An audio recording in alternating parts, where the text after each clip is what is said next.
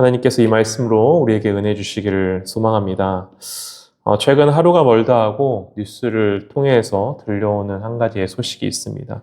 그것은 바로 노동자들이 현장에서 일을 하다가 사고를 당해 목숨을 잃거나 다쳤다는 그런 소식이었습니다. 지난주 화요일이었죠. 경부선 철로에서 작업을 하던 철도 근로자 7명이 무궁화호 열차에 치여서 그중 2명이 목숨을 잃게 되었고 5명이 다치는 사고가 있었다고 합니다. 당시 철도 근로자들은 최근 폭우로 인한 철로의 구조물 피해 상황을 점검하기 위해 철로를 걸어서 이동하던 중이었다라고 하는데요. 전문가들은 이번 사고가 현장 안전관리가 소홀했거나 대피 신호체계 오작동 등에서 사고가 비롯되었음을 말하고 있었습니다. 그로부터 또 이틀 후 목요일이었죠. 이번에는 전남 순천의 한 레미콘 공장에서 탱크 내부를 청소하던 작업자 중 3명이 의식을 잃게 되었고 그중 2명이 숨지게 되고 나머지 1명도 중상을 입게 되는 그런 안타까운 소식이 또 들려왔습니다. 최근 잇따르는 산업 현장 사고 소식을 보면서 요즘 왜 이렇게 현장에서 목숨을 잃는 이런 사고가 많은가라는 생각이 들었습니다. 그런데요, 8월 21일에 고용노동부에 의해 발표된 통계에 이르면 올해 들어서만 지금까지 산업재해로 생명을 잃은 분이 무려 287명에 이른다고 합니다. 그런데요, 그나마 그것도 작년보다 소폭 줄어든 숫자라고 합니다. 사고가 요즘 따라 갑자기 늘어난 것이 아니라 매년마다 이러한 사고가 계속해서 반복되고 있다는 뜻이죠. 우리가 관심을 거둔 사이에 매일 한 분에서 2분이 현장에서 사고를 당해 목숨을 잃고 있다는 사실에 마음이 무거웠습니다. 이렇게 통계적 숫자만 보아도 가슴이 아프지만 우리가 더 분명하게 기억해야 할 것이 있습니다. 그분들은 단지 통계적인 숫자에 불과한 분들이 아니라 누군가의 아빠이고 엄마였고 또 누군가의 귀한 아들이고 딸이었다라는 사실입니다. 우리는 우리의 무관심과 숫자 속에 숨겨져 있는 그분들의 얼굴을 바라볼 수 있어야 하는 거죠. 오늘 말씀해 보면 회당의 한켠에 있던 한 여인이 등장을 합니다. 이 여인은 18해 동안이나 허리가 굽어서 조금도 펴지 못한 그런 여인이었습니다. 며칠만 몸이 우리가 성치 않아도 삶의 리듬이 다 깨어지고 무너지곤 또 마음도 약해지곤 하는데 18년이라는 그 긴 시간 동안 얼마나 그 시간이 길고 또 고단했겠습니까? 처음 이 병에 들었을 때는 주변에서 그녀의 아픔을 함께 해주는 이들이 분명히 있었을 겁니다. 회복을 위해 함께 해주고 기도해주고 여러 가지 도움을 주었을 겁니다. 그러나 병이 해가 거듭될수록 그녀를 향한 관심은 서서히 멀어지게 되었고 그녀의 병은 그 사람의 일부분이 되어버리고 말았던 거죠. 원래 그런 사람으로 분류되며 안타깝게도 익숙함 속에서 당연시되고 결국 사람들에게서 점차 잊혀져 갔을 겁니다. 이제 이 여인에게 말을 걸어주는 이도 없습니다. 곁을 지키려는 이도 없습니다. 곁에 있어도 이 여인에게 작은 도움이라도 받을 것이 없을 것 같기 때문에 함께한들 이 여인을 통해서 자신에게 이익이 없어 보였을 것이기에 그녀는 항상 혼자 그렇게 보내지 않았을까 생각합니다. 때문에 이 여인은 육신의 아픔뿐만 아니라 홀로 남겨지는 그런 마음의 외로움이 더 깊었으리라 생각합니다. 많은 사람들과 함께 성전 안에서, 회당 안에서 함께하고 있지만 사람들의 시선에서, 사람들의 마음과 그 관심 속에서 이미 사라져버린, 잊혀져 버린 그런 한 사람이었던 거죠. 여러분, 오늘날 우리 교회 안에도 이런 사람들이 늘 존재합니다. 많은 이들이 함께 예배하지만, 한 공간에 함께하지만 아무도 찾지 않고 아무도 이름 불러주지 않아 조용히 스쳐 지나가는 이들이 있는 거죠. 그런데 오늘 본문의 이 여인은 예수님의 말씀을 듣는 것을 그럼에도 불구하고 포기하지 않고 이 회당의 자리에 나왔습니다. 그래서 회당 구석의 자리를 잡고 허리가 굽어서 예수님을 제대로 바라볼 수는 없었지만 허리가 굽은 채로 고개를 숙이고 그 말씀에 귀를 기울이고 있었던 거죠. 그런 그녀를 예수님께서 보셨습니다. 그리고 그녀를 부르시고 이렇게 말씀하시죠. 여자여, 내가 내 병에서 놓였다라고 말씀하십니다. 사람들은 이 여인에 대한 관심을 모두 다 거두었지만 예수님은 이 한 사람의 생명과 아픔에 주목을 하셨습니다. 오랜 세월 그를 붙잡아온 것들로부터 그녀가 자유해지기를 원하셨고 해방되기를 바라셨던 거죠.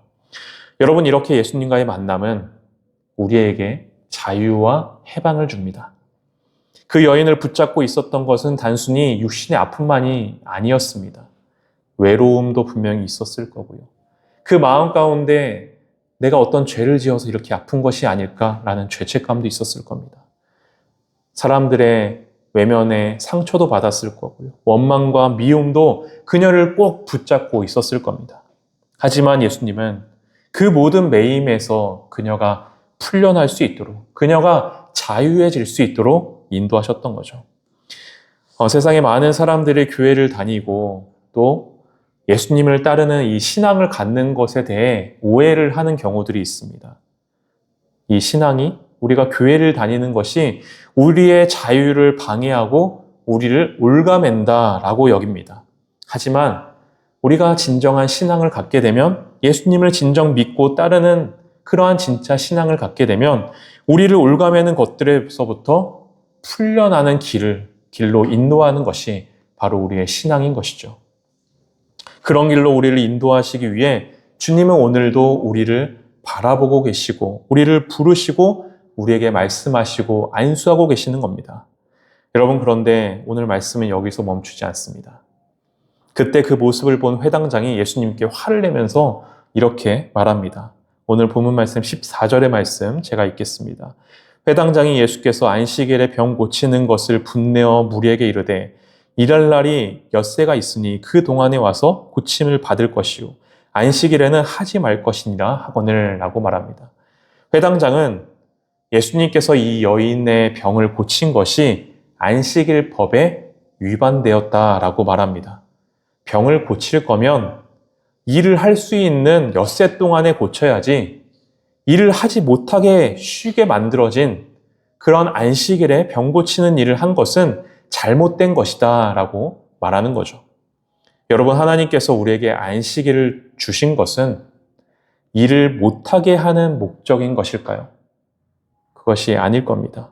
안식일은 잠시 일을 내려놓고 우리를 쉬게 하기 위한 목적입니다. 일을 못하게 하는 것이 아니라 6일 동안 일을 하며 감당하던 모든 삶의 짐을 잠시 내려놓고 주님 안에서 진정한 편한 쉼을 누리며 우리의 생명이 다시 회복되는 시간을 갖기를 원하시는 것이 바로 주님의 마음인 거죠. 못하게 함이 목적이 아니라 쉼과 회복을 주시기 위함이 진정한 안식일의 목적인 겁니다. 그런 의미에서 오늘 본문의 허리를 편 이 여인은 예수님을 통해 진정한 안식일을 경험하게 되었던 거죠. 여러분, 그런데 회당장은 어떻습니까? 그는 하나님께서 안식일을 주신 이유와 그 목적과 의미를 잃어버렸던 겁니다. 그저 율법 조항에만 매여서 그것을 지키는 데에만 몰두했습니다. 안식일은 사람을 위해 있는 것이지 사람이 안식일을 위해 존재하는 것이 아님에도 그들에게 법이 사람 위에 군림하게 되었던 거죠. 신앙이 사람을 자유롭게 하고 생명을 살리고 회복시키는 데 목적이 있는 것이 아니라 오히려 사람을 올가매고 숨쉬지 못하게 숨 막히게 하는 도구로 전락해 버리었던 겁니다. 예수님께서 이런 회당장에게 말씀하십니다. 주께서 대답하여 이르시되 외식하는 자들아 너희가 각각 안식일에 자기의 소나 나귀를 외양간에 풀어내어 이끌고 가서 물을 먹이지 아니하느냐. 그러면 18해 동안 사탄에게 매임받은 이 아브라함의 딸을 안식일에 이 매임에서 푸는 것이 합당하지 아니하냐라고 말씀합니다. 예수님은 안식일에 병을 고치지 말라라고 하는 이들을 외식하는 자들이라 꾸짖습니다.